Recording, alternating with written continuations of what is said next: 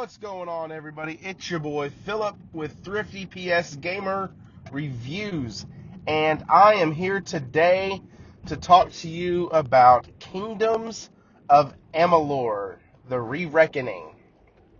This is a game that was originally made, I believe, 10 years ago. I'm not mistaken, it was first came out in 2012, and it was made by a studio that was owned by Kurt Schilling. And this game, originally when it first came out, was the only reason I really wanted to buy an Xbox. It was because it was an Xbox exclusive. You couldn't get it on PlayStation.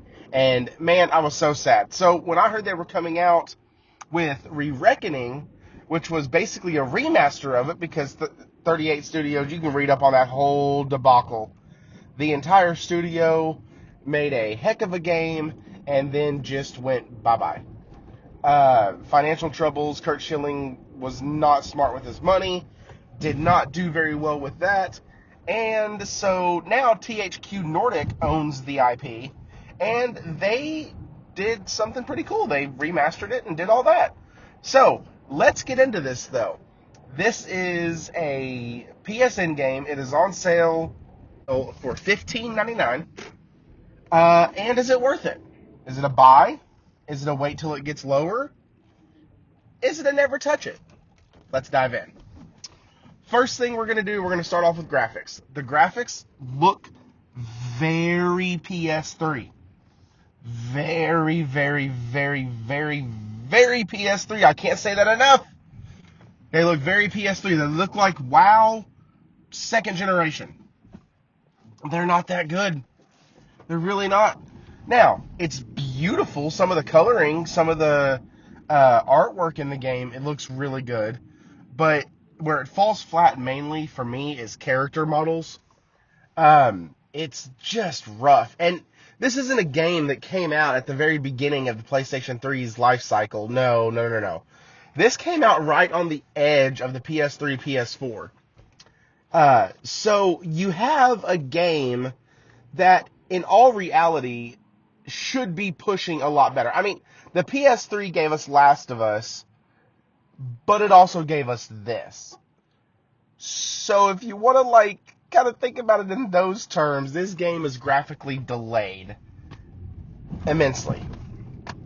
And that's just the reality of it. But let's not make that the only thing, though, right? Let's get into sound. I really enjoyed the music. I enjoyed that every character had a voice. That was kind of cool. Wow. You can't give me decent character models, but you can put voices with every character. So, I mean, that's pretty neat. And I mean, dang near every character. I'm about 8 hours in, and I haven't noticed any character not having a voice. Some characters have too much of a voice. Towards the beginning of the game, there is a character that is hurt, and she is lying on the ground just moaning while you are dealing with the guy who saved her. He's giving you a quest and all that. As a matter of fact, let's talk about gameplay then, because that's going to bring me into questing.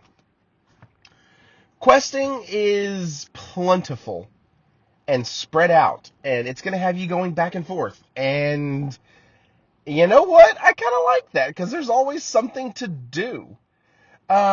This game also reminds me heavily of a D&D / Skyrim hybrid setup. Being that inside your character's menu, when you level up, you can put a point into persuasion. You can put a point into lockpicking. You can put a point into mercantile. You can put a point into eight or 10 different categories, and they give you certain benefits when talking to people, and when you have your interactions with people. If you have persuasion up high enough, it will actually give you a third option when responding that is a persuasion option, and it's going to show you the percentage that you have when you pass or fail, or if you pass or fail. And so it's really awesome that they did that. I'm a D&D guy. I love that. It just makes it more fun. Yep, I'm about to get extra gold here because I win, and my persuasion is so high. And so I like that. There's also 3 different skill trees. So there's 4 main classes across 3 different skill trees across 4 different fate lines. And so your fate lines are like, sorcerer, rogue, that type of thing. But the combinations are endless.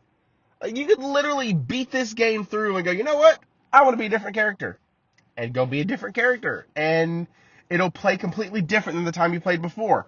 The other cool thing is that literally you can change your fate and you can reallocate your points and your skill points, and you can basically play half the game as a sneaky rogue and the other half as a tanky barbarian. It's so awesome the way they did that. They don't lock you in. They let you play the game your way, and I like that. I love that, actually. I'm a huge bourbon drinker, and there's so many different critiques on how you should or shouldn't drink your bourbon or what you should do with it. And my philosophy is, it's your bottle, it's your money, so drink it your way. And that's the philosophy they take here. Listen, this is your game experience. We're going to give you the tools, and we're going to let you enjoy it your way. And I really, really dig that. That's pretty cool. Let's get into some of the flaws. So, by this point, you probably already made your decision. It does have some flaws. The remaster did not do enough to smooth over textures. You'll be walking, and then like 2 feet to the left of you, something like a combustible or a breakable will pop in on the screen, and it's really annoying. The other thing, guys, I mentioned it before, but the graphics are just an eyesore now. They really are. Some of the quest lines get bloated. They do. Some of the quest lines get very bloated. Like, don't make me go 30,000 feet under the sea just to find this dang thing, only to tell me that I was supposed to get 2 of them, and it's very bothersome. Sometimes. The story, we're going to put the story in the good category. Starts off kind of as a mystery, so I kind of like that. It's about a guy or girl or creature that wakes up in this pool of goo, and it brought you back to life, and now you go through the game and try to piece together who you are, what's going on, and for some reason you're already wanting to help. They do have a mechanic in the game where you can literally go around and murder hobo the entire time, which is a term in D&D where you can go around and just kill random NPCs. And you can do that here. You can. I wouldn't recommend it, but I usually play lawful good, so, that makes sense. So anyways, you really need to know what you're getting going into this game. Now, it's $15.99 and it's 12 years old. I think for $15.99, this game will give you plenty of content. Plenty of content. The replayability factor is going to be pretty big. It'll give you plenty of content, and I think you'll really enjoy it. And at $15.99 for the remaster, which does come with 2 DLCs built into the remaster, you're getting some heavy content hitters here. Is it better than some of the other games out? No. Is it better than some of the other games at this price point? No. But what I will say is it is one of the best RPGs, action-adventure RPGs, that you're going to find on sale right now for this price. Now, it's not going to beat out, in my opinion, other games that are out there, but that's okay. It was never meant to. Hopefully, this remaster gets us enough buzz to where we can get a Kingdoms of Amalur 2, which would be awesome. And thankfully, THQ owns this now, so it might happen. Anyways, guys, that's all for me. I think you should buy it. I think it's a great price on it.